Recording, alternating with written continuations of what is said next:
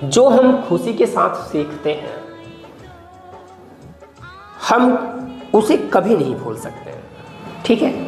और यदि हमको उस कार्य में खुशी नहीं मिल रही है और हम खुशी के साथ सीख नहीं रहे हैं, तो मुझे नहीं लगता कि वो लॉन्ग मेमोरी में हमारा मेमोराइजेशन होगा, बिल्कुल नहीं होगा। जैसे अभी सपोज दैट मैं थोड़ी सी सुझाव के लिए भी बातें करता हूँ कि मानो कि एग्ज़ाम आ रहे हैं इंटर के या बीएससी के, ठीक है। तो एग्ज़ाम के समय में क्या होता है कि जो स्टूडेंट होते हैं ना, वो सिर्फ एग्ज़ाम को एक प्रेशराइज की वजह से उनको प्रेशर मिलता है, राइट। माइंड पर एक अलग तरीके से थॉट क्रिएट होता है, जैसे कि एग्ज़ाम्स में मुझे अच्छे नंबर लाने हैं, लोग क्या कहेंगे, अच्छे नंबर नहीं आएंगे, हाँ भैया क्या कहेंगे, रिश्तेदार क्या कहेंगे, मम्मी पापा क्या कहेंगे, तो वगैरह वगैरह थॉट आने लगती है। तो उनके माइंड में एक प्रेशर आता है, राइट, एक दबाव पड़ता है बाहर का।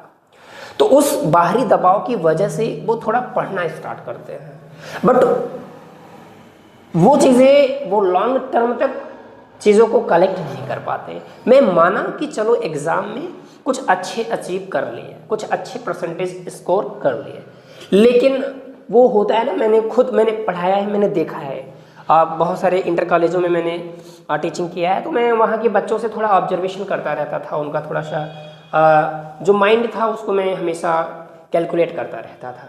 मैं पूछता था, बेटा कहते थे वो लोग, भूल गए सर, राइट, क्या तुमको याद है भैया ये? तो कहते थे सर भूल गए, पता नहीं। क्योंकि इसलिए पता नहीं है, चीज़ों को हमने किस में सीखा था, दबाव में सीखा था। हमें एक अच्छा स्कोर करना था, बात समझ में आ रहा है, हमको परसेंटेज चाहिए था, ठीक है। तो चलो ठीक है, मैंने कहा परसेंटेज आपने मान लिया, 80%, 85%, 90% आपका मिल गया, लेकिन चीज़ें तो भूल गए ना यार। ऐसे पढ़ाई क्यों कर रहे हो यार? जब भूलना ही है तो पढ़ क्यों रहे हो?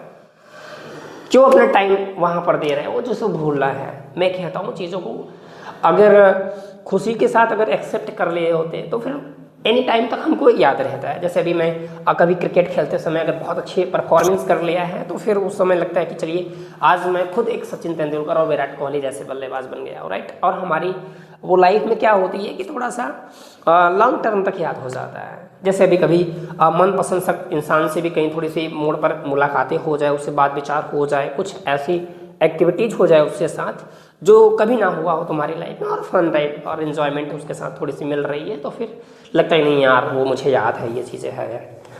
तो एग्ज़ाम के समय आपको बहुत ज़्यादा नर्वस नहीं होना है, अच्छे स्कोर्स के लिए भी परेशान नहीं होना है।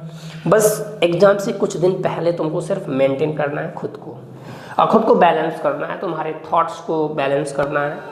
क्योंकि जब हमारा थॉट्स, जो हमारी सोच होती है, वो थोड़ा सा संतुलित अवस्था में आ जाता है, तो फिर हमको बस देखना है कि हमको इस समय करना क्या है, ठीक है। चलो मैं कह रहा हूँ कि तुम स्कोर अच्छे भी नहीं कर पाए या कर पाए अच्छे स्कोर, तो उससे कोई मतलब है नहीं मुझे, पहली बात।